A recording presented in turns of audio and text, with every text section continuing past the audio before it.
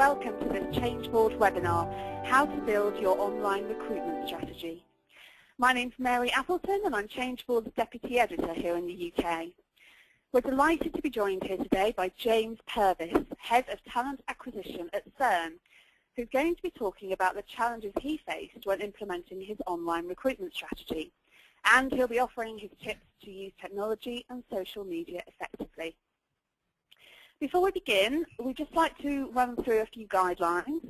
If you'd like to pose a question or comment to James, please enter this into the box on the right-hand side of your screen and click Send. We'll be taking questions at the end of the presentation and we'll try and get through as many as we can, but please feel free to pose your question at any time.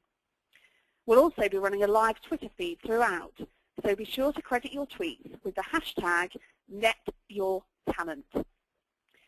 We'll also be recording the webinar and we'll send you a link with the full recording in the next few days. Now I'd like to hand over to James.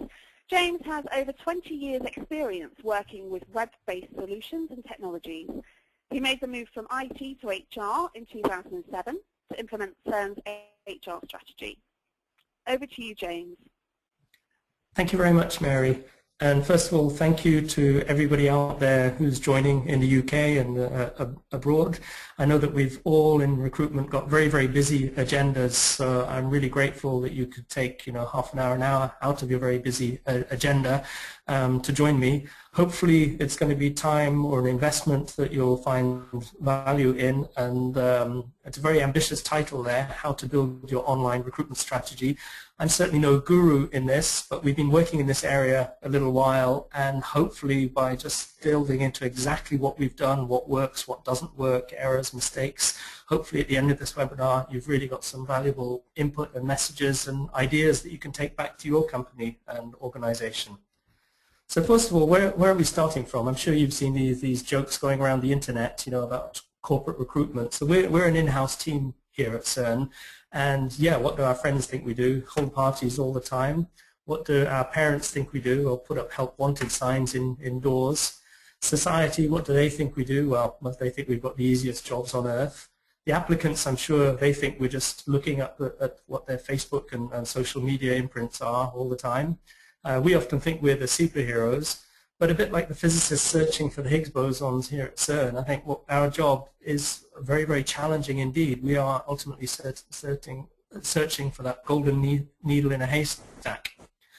So before I go into a little bit about what we've done to try and work in this area, particularly using social media, I'll just give a very brief background of CERN. So CERN's a huge particle accelerator based on the Franco-Swiss border. So I'm speaking to you here from Geneva. It's Europe's first joint venture, so we're funded by 23 member states. It's kind of the budget of a European university. We employ about 2,500 people, and we recruit, I'd say, 200 professionals a year, but then if you add the graduates, the students, the interns, all the rest, that can come up to recruit our groups looking after maybe more than 1,000 recruitments a year. We run the infrastructure for half the world, particle physicists or scientists, and we're effectively colliding particles to the speed of light, sending particles to the speed of light, colliding them together and recreating the Big Bang to understand more about what the universe is made of. So in recruitment terms, we're studying 13.7 billion years of attraction and selection. I think I won't go into any more detail at the moment about the physics that's going on here, because I'm sure you're more interested in the recruitment side than the physics. But it's true that 4th of July 2012, we had a major discovery here, quoted as one of the biggest discoveries of the millennium, the discovery of the Higgs boson. And what's interesting about that is not just the reactions in the physics community, but look at social media. About 20% of the reactions on social media were about how it was announced using the font Comic Sans Serif. Somebody said it's a bit like Isaac Newton announcing the laws of gravity by turning into a breakdance. So what's our hiring challenge here at CERN? I mean, you've heard of the LHC. We often nickname that internally as our large hiring challenge. We need to achieve great science, needs great talent, but we recruit very, very few physicists. Just like NASA doesn't recruit that many astronauts, about 3% of the people we recruit are actual physicists. The rest of us are here running the laboratory in the engineering domains, technical domains, IT domains, and then administrative domains. I think I posted a nurse earlier there on Facebook, a doctor, a firefighter, you know, all sorts of disciplines where we're completely off the radar for them on recruitment. I'm sure this is a challenge that many of you have, is you're often looking for the people that don't necessarily associate what you do or what you hire with what your brand is.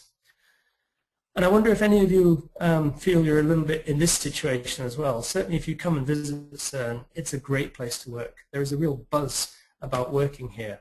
But traditionally, we've had a real talent in HR of translating this buzz and making it very, very boring on the vacancy notices. This is a real one we used a few years ago, you know, for a librarian, saying the incumbent will take on all questions related to scientific information. People don't use or shouldn't use words like incumbent anymore. We shouldn't be making the vacancy notice sounding boring, but a few years ago we were. And that's what I'll refer to as recruitment 1.0, where we've come from. You know, your vacancy notice was just a long text describing what CERN does, describing what the department does, the group does, and then we typically took the appraisal form of the person who just left, looked at what they were doing, copy-pasted that for what we needed, and then we had this lovely equal opportunities phrase saying both men and women can apply. You know, things hadn't changed since the 50s here in CERN. So as a result, we had a major recruitment problem. This was very boring for candidates to see. We had delays, we had low quality, no sourcing, no advertising, no concept of brand. We looked at CVs, flew the interesting candidates out to Geneva for an interview, and it was HR at CERN's #1 problem just a few years back. So analyzing where we wanted to go, we certainly saw, you know, social media is being heralded as a kind of silver bullet. I wouldn't say it's a silver bullet. It's not an answer to everybody's question, but I think having a strategy to be on social media is certainly something that's vital for everybody. The challenge is a bit like this person here, you know, saying, I'm recruiting, can you hear me? With 500 million tweets a day, with 16 years of content uploaded, a video on YouTube a day, 4.5 billion likes and 288,000 conversations on LinkedIn. How do we make our voice heard? How can we tap into the social media channels in order to use them effectively and efficiently for recruitment? So this certainly seems like a daunting task, and it's one of the biggest questions that we faced initially, and I'm sure many of my peers I know are facing during recent conversations, is how do you get started? You know, do you start with Twitter? Do you start with YouTube? Do you start with Facebook? I think the first question, or the first answer to that in our experience, is before getting on the social media ladder, start with your EVP, start with your employer brand. You may have a very strong organization or company brand. I was talking to people from Specsavers recently, but what is it really about that makes your place a great place to work? You know, CERN has a strong physics brand, but as I mentioned, we don't employ physicists, but there's some great things about working at CERN on the engineering, the technical side, because the physicists are so demanding customers. So your EVP is a bit like your Higgs field for attracting talent, and I'd say that's a really important first step, is in sorting out your brand. Once you sort out your brand, I think metrics and data are important. You know, you looking at where your job seeker, where your target audience seeks, what type of channels they use, how they go about finding jobs, and as the rest of your company does, it's all about understanding the customer. Then there's just a matter of simple, you know, structural breakdown of where the different places are you can advertise and looking at what you can do. So, you know, breaking your sourcing strategy down to online, careers fairs, print, etc. Your online can be broken down into social media, professional media such as LinkedIn and job boards. And this is something you can do as a brainstorming together with a team. You know, this is how we actually did this graph here. We said, okay, guys, what should we go on? We took a decision to go on YouTube, Facebook, Twitter. We started Viadio, but dropped that after a while, Tumblr for the blogs. And then we zoomed into each and said, okay, what do we want to put on YouTube? Well, we can put some clips about employer branding, about what a great place it is to work. But let's give our candidates some hints on how to approach the interview, on how to write their CVs, on what the job insights are. You know, we sometimes offer jobs like cryogenic operators, which people think, oh, that must be something with freezing the dead, but it's actually a process operator job that's key to running the LHC. So giving some insights on the job by using videos in YouTube that you can then integrate into your vacancy notices. You can come up with some really good ideas just by brainstorming in your team. Having said all this, the ideas are going to cost resources. The social media doesn't mean it's free. So the challenge is, how are you going to have the time and resources to be able to do this? So I don't think any of us are in a situation where in the current economic climate we can go to our boss and say, right, great ideas for social media, we need more time and more money. And equally, that wasn't the situation for us. So we had to look at what we were doing and what we could stop. So we've certainly pulled back from print advertising. That's one area where we could save some time and resources. We did the return on investment analysis for our career fairs and really pulled back on those with the low return on investment. But also technology can help automate, simplify, and give you time to do things. So the two key technologies we introduced along the way, and I'll go into those in a little bit more detail. One was certainly on the advertising front, using Broadbean for multi-posting, and another was on the pre-screening front, using asynchronous video screening. I'll go into those in a little bit more depth in the next two slides because they were really big, quick technology wins that enabled us to save time on some heavy processes and invest that time further in our social media strategy. So in European multi-posting, we had the challenge that we are based here in Geneva, a little bit in France as well, but we're recruiting from 20 member states, and putting print adverts or even job boards in different member states was very tedious, very tiresome, and then we didn't have any metrics to figure out what the return on investment was from those job boards. So luckily, with a solution such as Broadbean, you can have literally one click where it's almost like shopping on Amazon or eBay. You fill your shopping basket with the different job boards that you're interested in. I think there's some 4,000 you can post to. Click on the ones you want, copy the vacancy from your applicant tracking system into this tool, and with one click it posts it all out to the different job boards in all the countries you're recruiting from. So this certainly saved time for us, and we got economies of scale. And what's more, we entered into that realm of evidence-based HR. So we started to make decisions around about the data. Yesterday I was just in a discussion renewing our job boards, and we could really focus on which job boards are pulling in the clicks, and in many areas which of those clicks are turning into applicants, which are applicants are becoming interviewed, screened, and hired. So it doesn't necessarily mean because you've got a lot of clicks you're getting great applicants. You really need to see the full pipeline, and a tool such as this enables you to make those decisions based on data and not on opinion. The other area that was a really big win was telephone screening. How many of you take ages to organize and synchronize the agenda of all the candidates, the hiring managers, and everything with telephone screening? Or maybe you have the same problem using Skype.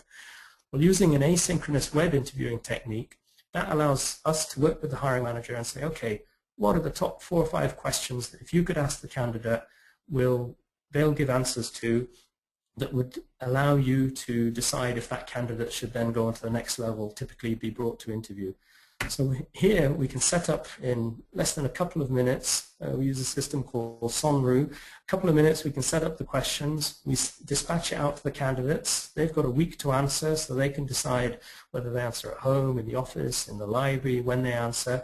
But as soon as they start to answer the questions, it reproduces an interview situation in their home, so they can't pause it, look the answer up on Wikipedia, etc. And this tool has really been a godsend, reduced time on our side, reduce time on the hiring manager's side, and actually increase quality and reduce cost, because instead of randomly bringing 5 or 6 people to interview in Geneva, we're now consistently bringing 4 people to interview in Geneva, so significantly reducing in time and travel costs. So those two tools were really great in allowing us to then say, okay, we've gained some time with our existing resources. What are the channels? Where can we go and move forward on social media? So first of all, Twitter. That's an easy win, an easy one to set up. I'm sure you've got people out there, or you're probably on Twitter yourself already. Very, very simple to set up.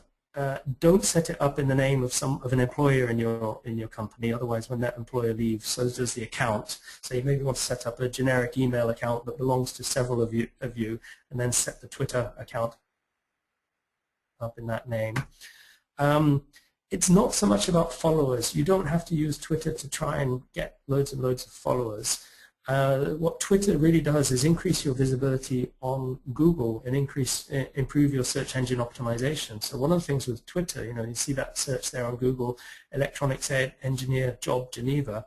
We haven't got the word CERN, we haven't got physicist in there, but it's showing up. I think the second hit there is actually thanks to the Twitter feed, which is these are very, very visible feeds.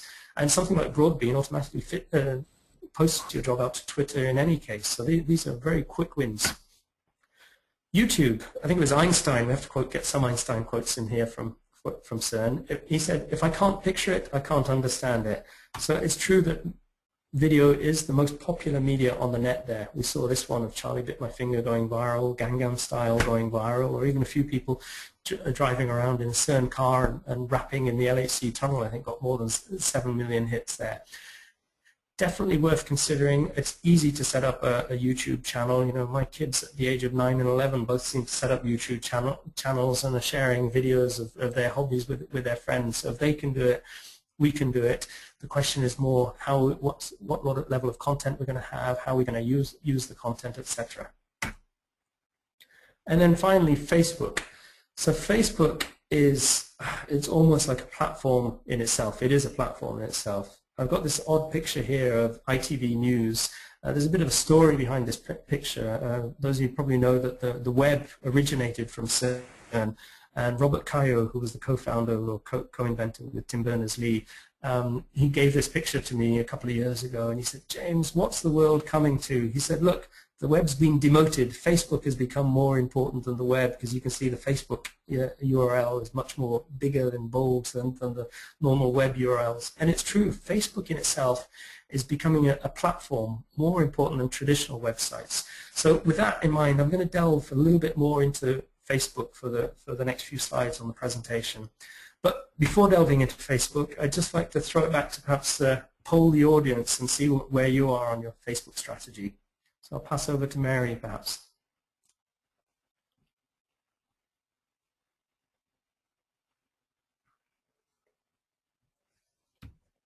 Hi everyone, so we've got a quick poll for you now. Do you have a strategy to build engagement via Facebook for recruitment? If you can just submit your answers on the right hand side and let us know if you've not examined the use of Facebook, or if you don't consider Facebook relevant for your needs. If you do have a corporate Facebook page, if you have a dedicated recruitment Facebook page, or indeed you have a strategy in place for building engagement on Facebook. So we'll just let people vote on that now for a couple more minutes, and then we'll reveal the results.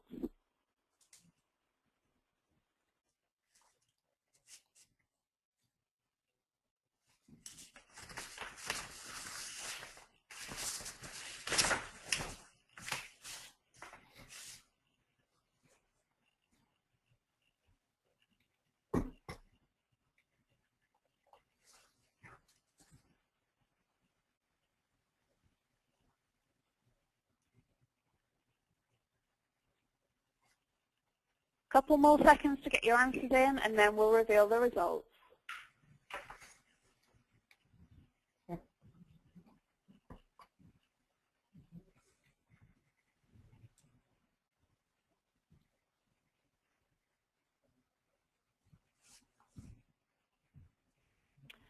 Okay, fantastic. So you can see the results here. So we've got quite a few people have a corporate Facebook page, and in fact 48%. But 29% of the audience have not examined the use of Facebook. So I'll hand back over to James to discuss that a bit more. Okay, so definitely very interesting results for the Facebook poll there. It's true, a couple of years ago, talking to people, I think 90% of the audience, it was a question of should I or should I not go on Facebook. I think now the question is more, I will be going on Facebook, or I am on there, but how can I use it? How can I benefit it for my recruitment? What are the metrics? How is it adding value? How do I ensure that it's not going to be rude or irrelevant conversations, etc. So hopefully the next bits of the presentation can give you a bit more of an insight of how we managed it. If two people say on Facebook, I work for company X, then Facebook seems to automatically create a default company page. Here's one that the ILO, International Labour Organization, had created for them in Geneva. So they didn't do anything to create this page. It's created by Facebook, and it's just got some basic text from Wikipedia. And even a static, uninteresting page like that can have, 1,300 likes. The challenge is, once you take control and you make a company page, and this doesn't cost you anything to do that, you can start and build engagement. And that's the same ILO that's gone from 1,300 to 31,000. And these are old stats, so they're probably much higher now. Once you start creating engagement, you can really build upon that. And if you look at CERN, the CERN company page is now at more than 220,000. And then on top of that, we have our own CERN jobs career pages. So I think that's the strategy most organizations are taking, to have an organization page and have a separate careers page. And working closely together with them, you can have them bounce ideas or share ideas. I think, ironically, here at CERN, we started the CERN jobs page first and then shared the approach and the platform with the CERN corporate page, but they have more followers than us, so they can sometimes redirect traffic when we can't get the reach out there. And the great thing about this is each time you get a like, it's basically free advertising. I think the estimated reach of Facebook for our needs was more than 50 million people in the Friends of Fans reach. To contact 50 million people in advertising traditionally costs a lot of money. So on our side, we've got a CERN Jobs Facebook page. We've got some mobile presence on that. We've got the CERN Facebook pages, and certainly a reach of 50 million fans of the Friends of Fans. But that's not something you build up overnight or for free. So getting engagement on Facebook requires some effort. So some of the things we've done which have worked very well is, for example, on International Women's Day, why is CERN such a great place to work? And have some testimonials of some of the women working here at CERN. Some of the things we played about with is, we have a service anyway to reply to emails or questions of candidates, so we thought, why not run that live on Facebook? And that created a lot of engagement. It showed that CERN is an organization that is transparent, where we're willing to share and answer and discuss and help the candidates. So there are a number of things we're trying on Facebook. How many of you, I wonder, have heard of the EdgeRank algorithm? This complicated looking equation is basically what determines how information is going to appear on your wall. Even if you're just using Facebook socially and not in the recruitment side, there's basically 3 parameters. It's the affinity of a person. You'll tend to notice posts appearing on your wall from people you've had more interaction with than those you've had less interaction. It's a weighting process, so videos have a higher probability than photos, which have higher probability than comments and likes. And then also the recency, so more recent posts appear at the top rather than the older ones. So certainly you can use these parameters and thinking how you're going to make big announcements, how you're going to increase affinity with your community. So there's a lot you can do to plan engagement, and I'm now going to completely contradict myself and say that actually sometimes it can be planned and sometimes it can't be planned. And here's a wonderful example just from last week. So in October, we ran a theme on Facebook of technicians. We're really, really struggling to recruit technicians. In the UK, we're looking at HNC, HND level, electronics, mechanical, because this population often thinks that you need a PhD or at least a bachelor's to come to CERN. And yet, half of our recruits were looking really at the best of the game of the technical people. So we profiled some of these technicians on Facebook. If you can read the small writing in green there, they got a reasonable amount, 3,000 people saw these posts in each of the testimonials there. Now at the same time, we were running our student recruitment, and the person who looks after our student undergraduate work placement recruitment, she came to me and she said, look, I'm really low on applications, I need to send some messages out there. So her and a student got together, and within 5 minutes they put this out on Facebook. And the crazy thing is this was not planned. It wasn't in our plan of themes of the month or how we're going to build engagement. But within a few days, it went 15,000 views, 5 times as many views as our other things that we've been planned. So I think the message here is, yes, it's good to plan. It's important to have a weekly planning or monthly planning of what you're doing on Facebook. But allow some freedom as well. Let your young people suggest things and go mad a bit within the constraints. I give one rule to the people. I basically say to them, can you hear me? I basically say to the people, don't paste on Facebook or post on Facebook anything that you'd be embarrassed to see with your name on it on a billboard. But otherwise, within those constraints, on career pages on Facebook, people tend to be reasonably well behaved. It's perhaps less so on the corporate side, but we have less of an issue on the career phases. So what's the result? Well, the result was, if we look from recruitment 1.0 to where we are now, we've gone from 20, 30, 40 applicants to over 500 applicants for many of our vacancies. So certainly skyrocketing, certainly a massive impact in attracting talent. This graph shows vacancies over the past few years. In blue, you can see how many we've had, more than 100 applicants to 200 applicants. In red, we're starting to get vacancies with 200 to 300. In green, 300, and some of our vacancies now getting more than 500 applicants. And a high number of them very, very good quality.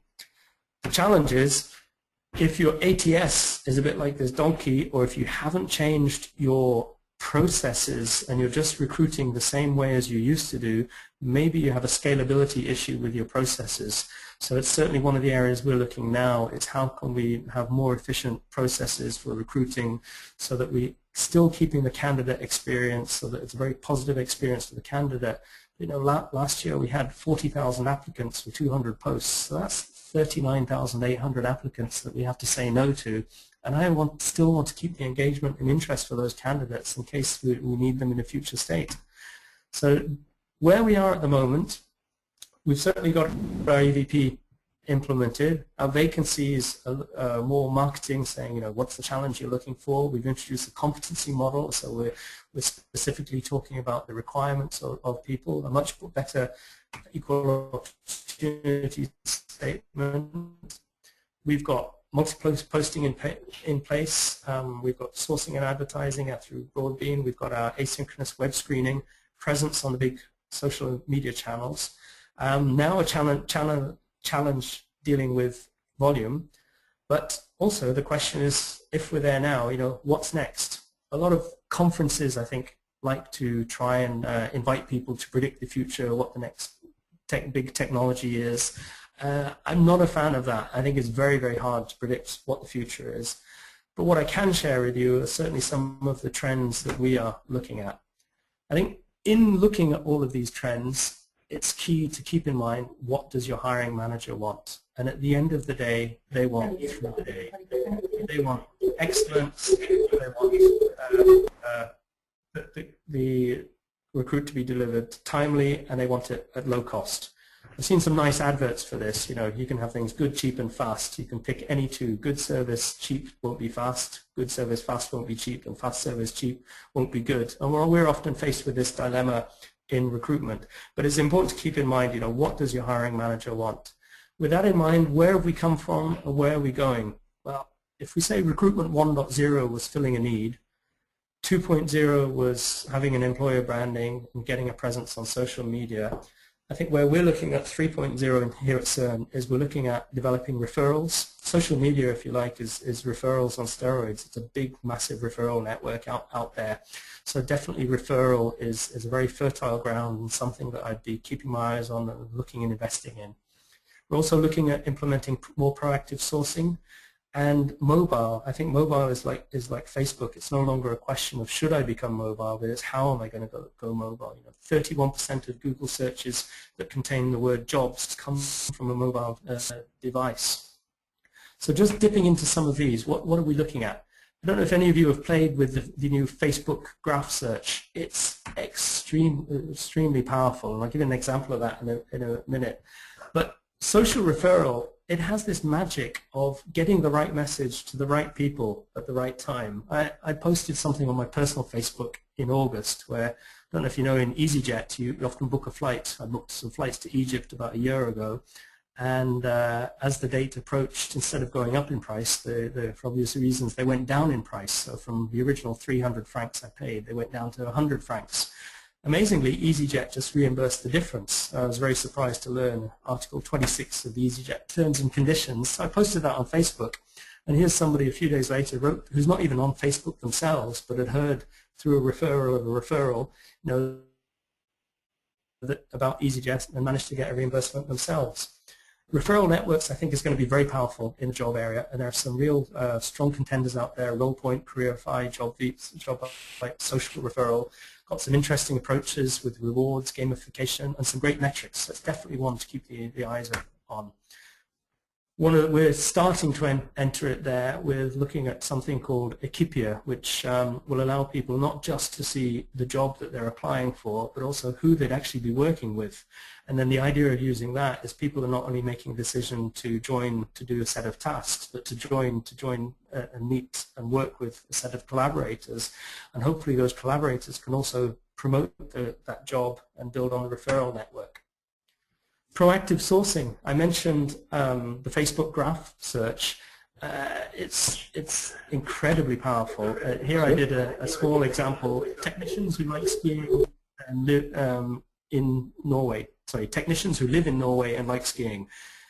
We're having a real challenge attracting people from Norway to come and work at CERN.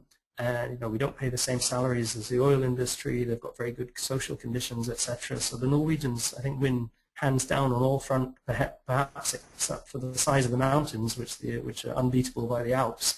You find some interesting profiles in here. I'm sure a few of you are smiling at the profile of the guy at the bottom with the toilet plungers there. But I'm not a fan of eliminating people based on their social footprint. And if you do an X-ray search and find the same guy on LinkedIn, he actually has a very professional profile, which really matches the kind of thing we're looking at CERN. And using LinkedIn, we can then establish contacts with them and try and find out where we can find what are the channels to tap into for referring people to CERN. And as a result, we've had referrals through this channel. I mentioned mobile. So certainly, look at these two pictures that have been going around the net, the difference between 2005 and 2013 in the Vatican and how many people are taking photographs on mobile devices. We're, again, just testing the water with a mobile device. I think it's going to be an additional channel where presence is going to be as essential as having a website, even if it's just the minimum of getting your careers website having a responsive design, which is a fancy way of saying, make sure your careers website works on a mobile device. But beyond that, I think mobile is really going to force us to think of remapping the existing processes. If you look at the way we recruit on the web, we've probably just taken the paper-based CV approach and we've mapped that onto the web, and what we're doing with web technology is what we used to do on paper. But hopefully mobile is going to force us into a paradigm shift of rethinking the way we treat the candidate experience and the way we manage the application experience for candidates. So it's perhaps a multi-step process rather than the one sit down, fill in an application form for 2 hours on the PC and press submit. So some very, very interesting developments going on, and those are the areas that we're looking in for. I realize I don't have a lot of time. We've booked an hour for a webinar, but I'd certainly like to leave some time for questions and interactions. So there's a lot going here on technology, but I think a lot of it comes down to thought and getting you and your people and your teams to think outside of the box or think inside of the box, as this example from IKEA in Australia gave. They had a shortage they were going on a recruitment campaign, and they went out and put these career instructions inside all of the flatback boxes and had a very, very successful career campaign on that. Very, very low cost, very, very effective. I think this reinforces that social media presence, it's important to have a strategy. There are some fantastic things you can do out there, but don't forget, innovate on all channels as well. And I'll give a concrete example for that worked for us. We were really struggling to find Java programmers. We tried and failing on the social media channels, failing on the job boards, failing on all of the traditional fronts and all of the new high-tech fronts. And then we realized the answer was in front of us. We have a lot of people at CERN that are going out to conferences that are at the same time speaking to 200, 300 Java experts around the world and are talking about how Java is used to run the Large Hadron Collider. So for a few pounds, we bought them some T-shirts, got them to wear these CERN Hires T-shirts while giving those technical speeches at the conference. And again, referral mechanism worked, and we got some great people on board hired through these channels, which it's social recruiting, but perhaps without using social media there. So I think it's open to all approaches. So I'd like to take this opportunity to thank you for spending your time joining us, watching us. I hope that some of the messages have been useful here. I hope they've given some insights or some things you can take away. I'll be around for the next half hour for questions, and I'll leave my coordinates there if you want to contact me by email. So thank you very much for watching, and I'll pass over to Mary to handle the questions. Thank you so much, James, for some great insights there. I found that fascinating. I was really interested to learn that there's 16 years of content uploaded every day to YouTube. Wow, didn't know that.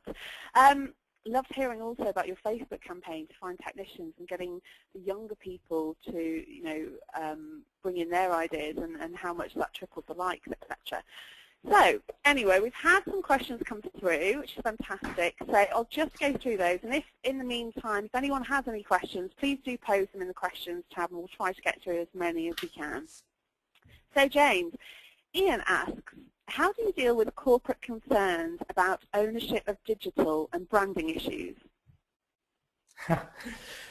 That's a very, very good question, Ian. I think we're very lucky here at CERN that we have a very strong, close collaboration with our central communication team. So you've identified the key stakeholders. Yeah, the people who are responsible for your brand. In our case, we have a graphics charter kind of office, branding office. The people who are responsible for your corporate communications. Again, we have a central corporate communication team. And the people who are doing communications inside HR. And we have a very close relationship with them, making sure we don't check everything that goes out, but we generally, I think we have a weekly, very brief touch base, one of our people in our team, one of their people in their team, to say what are we planning, which direction are we going. It's a very, very close collaboration. And if you can get mutual support from each other, it's great, because often your corporate brand can have a lot of followers and a lot of people relevant that if they can redirect to your careers brand, they can be a real asset in your recruitment challenge. But it's definitely worth building relationships in that area. Okay, fantastic. And Henrik wants to know if CERN is using LinkedIn at all as part of the online recruitment strategy. Yes, Hendrik, definitely. We're using LinkedIn. My apologies that I didn't go into more detail in how we're using LinkedIn. One of the things we did was we invested in training for all of our recruitment team for using LinkedIn. So I think the only example I mentioned there was where I took the results of the Facebook graph search and did an X-ray search to find the same person on LinkedIn. So that comes about through the training we've had.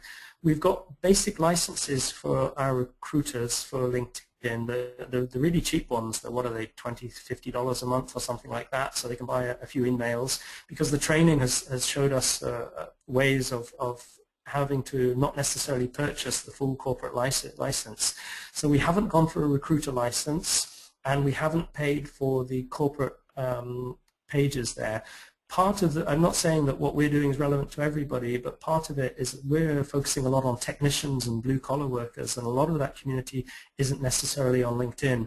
But for the the more senior roles, the more professional roles, yeah, we've got job vacancies on LinkedIn that we've purchased. Broadbean automatically multi-posts to LinkedIn for us.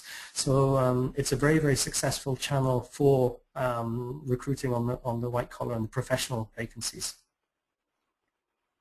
Thank you. Okay, and we've got a great question coming from Neil.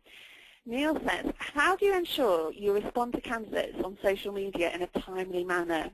Do you do it frequently? That's a good question.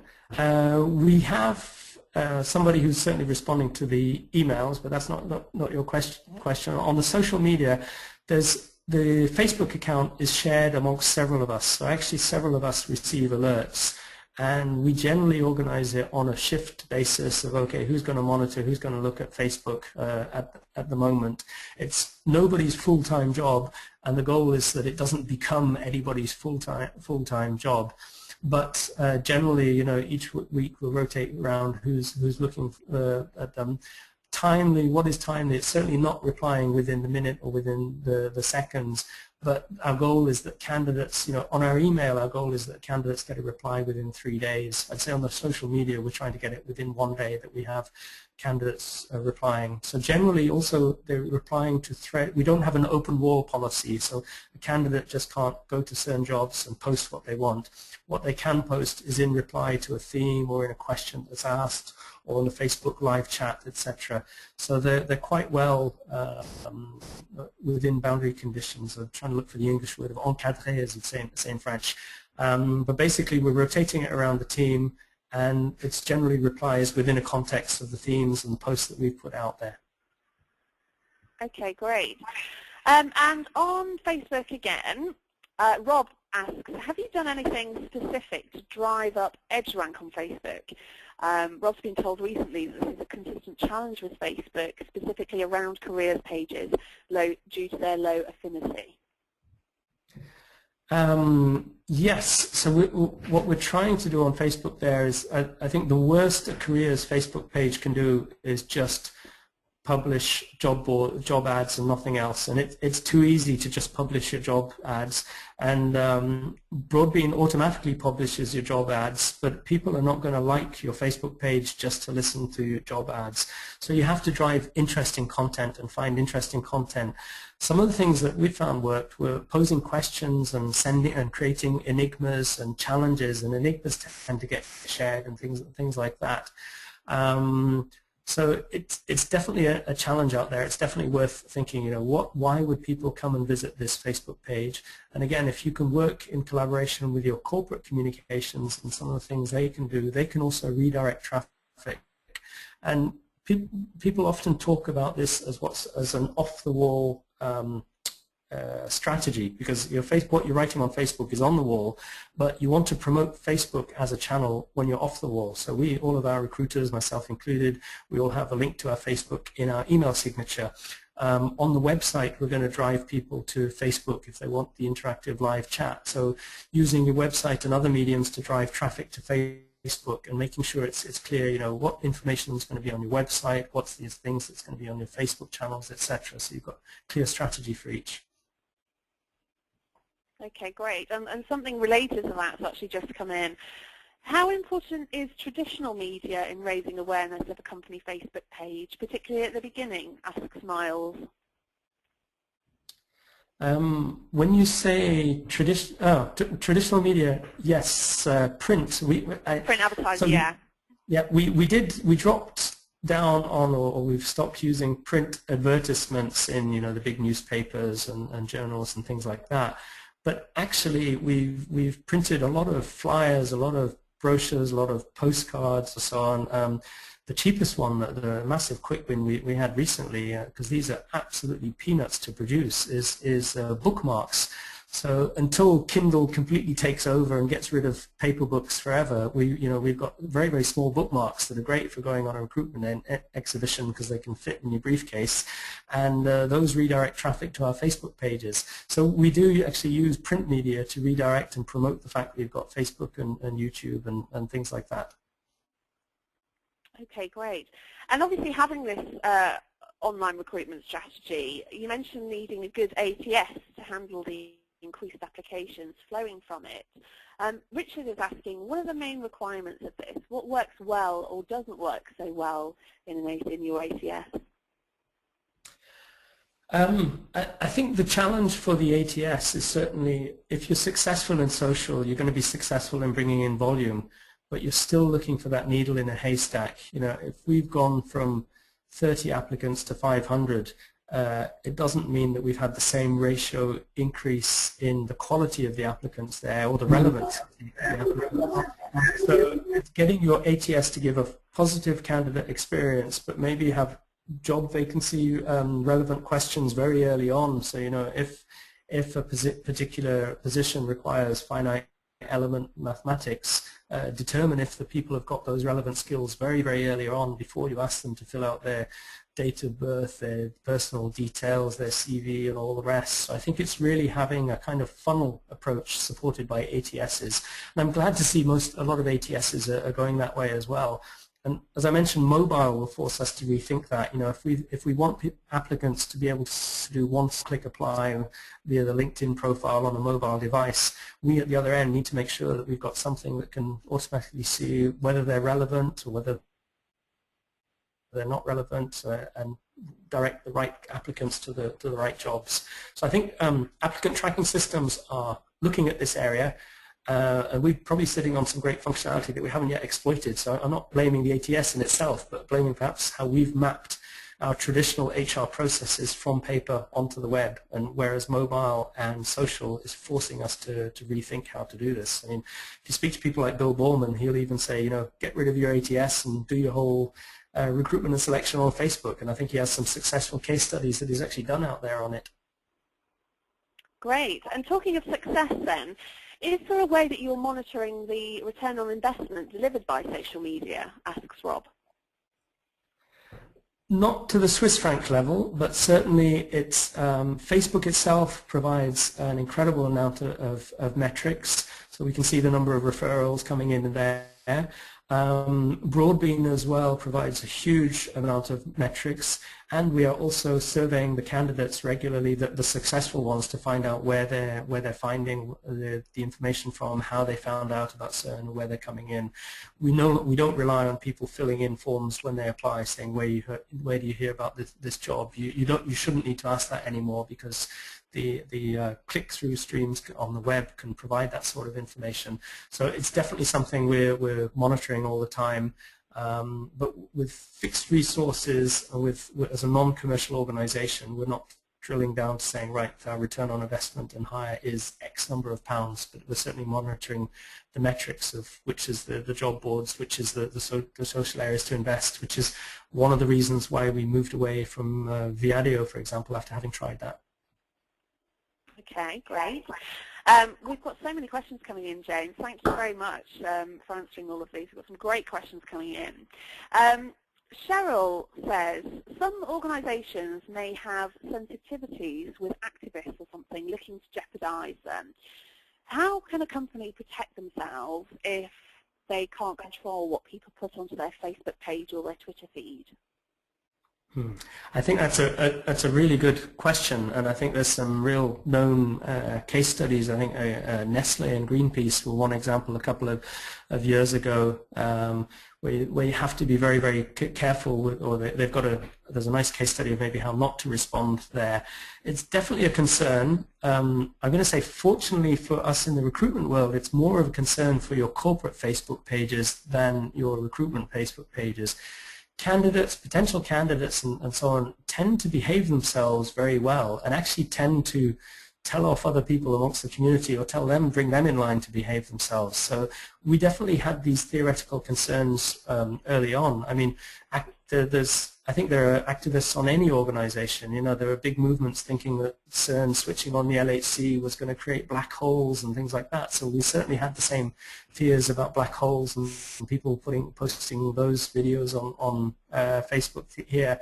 And basically our approach is, well, we don't have an open wall policy, so they can't just randomly approach, but it is just to respond to the candidate, to respond to it, to emphasize but not get into an argument, not contradict, and just say, you know, these discussions are perhaps not relevant for our careers web pages, and as simple as that. But certainly not, you know, put fuel to the fire. Okay, thank you. We've got quite a few questions coming in around the same theme, around how can you become an attractive employer through social media if no one's ever heard of you. So CERN's obviously very lucky in that lots of people have heard of you and it's an attractive organisation. What's your message to those who perhaps struggle in that way and aren't so well known? I think that's a really, really good question, actually, because it's true. A lot of people say, well, you've got it easy. You know, CERN was or is very, very well known, certainly in the last couple of years. But it's still, we were well known for physics, and we're hiring engineers and technicians. So for me, it comes down to really having a very strong employer brand, and it's almost like the challenge of a startup to get well known. But if you look in the UK, I heard, I think recently, that one of the most visited career websites was Network Rail. And Network Rail, while it doesn't feature in the top most sought after employers and so on, to be one of the most engaged and visited careers website is a lot down to their employer branding. So I'd say that working with the people, this is something where we don't have the expertise ourselves. So we worked with a company on our employer branding, and this is traditionally where your employer branding can really help you differentiate yourself and to get known, even for the companies and the organizations that are not known out there. And what about organisations who have little or no budget to invest in this? That sounds very, very familiar. That sounds like our case as well. Certainly we didn't have increased budget or increased resources to go on this, so we had to find time and money and inspiration from others. And what we did was we got the team together with a brainstorming, and that's how a lot of the, what can we stop doing so that we can make time to do this, emerge from the ideas for the team. And amazing, people in the team will be making time to do this. The Facebook campaign there that sure, the technician ones that had a bit of thought that I referred to, that was an assistant whose normal job is organizing boards and sending invitations out to candidate and organizing travel. She's passionate about photography, so we let her loose with her camera to take some photographs of the Facebook testimonials.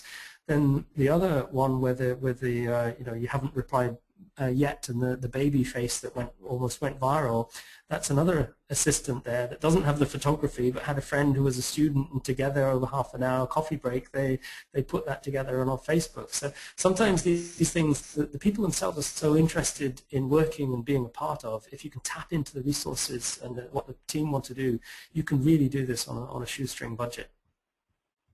Fantastic. I know that's good news for some people. A question's come through from James, who says, do you find receiving over 500 applicants for one job becomes counterproductive? And how do you manage so many applications while ensuring a good candidate experience? I love these questions. There's certainly, I can tell I'm talking to in-house recruiters out there and people who know their business, because the questions are spot on. Finding that 500 applicants, is it counterproductive? We're still searching for that needle in the haystack. Where it's counterproductive is it does require, our recruiters are currently still going through all of the CVs, and that's really where I want to work with our ATS to get the ATS to filter down the CVs, or to even, redirect or guide the candidates to more relevant vacancies. So it is a sticking point at the moment where, if I'm being honest and admit, we're spending too much time on reading the CVs, and it's definitely an area we'd like to address. In fact, an hour after this webinar ends, I've got a conf call with a company where we're looking at CV parsing techniques and technologies that will help us sift, filter, and rank the candidates and match the candidates, and even so those 500 aren't forgotten, so that we can go back into them a month, 2 months, 6 months afterwards and reanalyze and look if they're relevant. And I think G4S is doing some interesting work out there. I think the BBC with TribePad are doing some interesting work in that domain as well. So I'd say there's nothing wrong with receiving too many applications, so long as you can give the candidates a positive experience. And that really is something that we try and uphold. Every single one of our candidates gets a reply. We don't believe in this, if you haven't heard from us within 2 weeks, then consider you're rejected.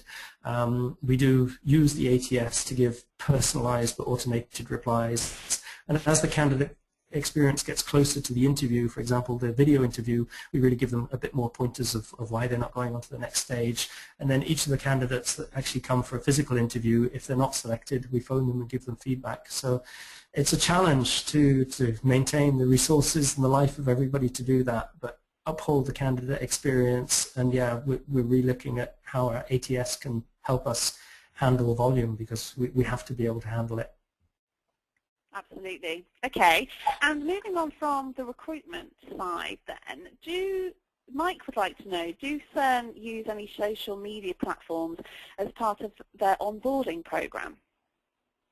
Not yet. It's something we're looking at, but it's kind of a logical next step, especially as what you'll tend to find is students, interns, graduates, or people of a particular nationality, Germans at CERN or French at CERN or whatever, tend to create their own social media groups on Facebook and so on. So we sometimes, for example, summer students, we have 300 students here in the summer. Our summer student coordinator will redirect and participate with them on a Facebook group that's set up for them. So we help facilitate that, but we haven't yet really looked into it in a structured way. But it's definitely an interesting area to look into. It can really help the onboarding experience. Okay, great. And I've got a final question because we're coming up to the end of the webinar now. What are the risks of social media for recruitment? Good question. I think one of them was mentioned earlier is certainly, every company, every organization tends to have their activists, their people that oppose it, whether it's Greenpeace or that's for a very good cause or whatever, but for us, people thinking we're going to create a black hole or maybe concerned about radiation from the LHC or whatever. So there's certainly risks about how do you manage that. But you have to manage these people anyway, and they're going to be on social media anyway, so isn't it better that you meet them on the same playing field? The other risk, certainly that we've seen, is that you'll get a huge quantity of applications, and there's a risk there that if it's the wrong way, you could be getting non-relevant applications as well. So certainly the risk, when we first launched this approach, I remember driving it at CERN and people saying, but what if you get too many applications? And I remember specifically saying, oh, that's a problem we'd love to have. And then a year later we did have that problem. So certainly is the risk of scalability of your processes, and can your existing processes scale to match that? The other risk is also starting with a lot of enthusiasm and then fizzling out. You don't just want to have consultants come in, set you up a load of beautiful looking Facebook career pages and then not have an engagement strategy behind that. And perhaps that's your most important risk, is to make sure that what you've started, you've got some way of continuing so that you can carry on building up engagement. Because once you've started that Facebook presence, you want to maintain it. Thank you, James. That's fantastic. Well, thank you very much for a very insightful presentation and a fantastic Q&A. I'm sorry we didn't get through everyone's question, but James is available to answer any questions, and he's popped his email address on there. So if you have anything to direct, I'm sure he would be more than happy to answer your questions. Just like to remind everyone that we'll be emailing through the recorded version of this webinar in the next couple of days, so please do look out for that. Thank you very much for joining us today, and thank you to our sponsors, Broadbean, and we look forward to seeing you on another Changeboard webinar very soon. Thank you and good afternoon. Thank you very much.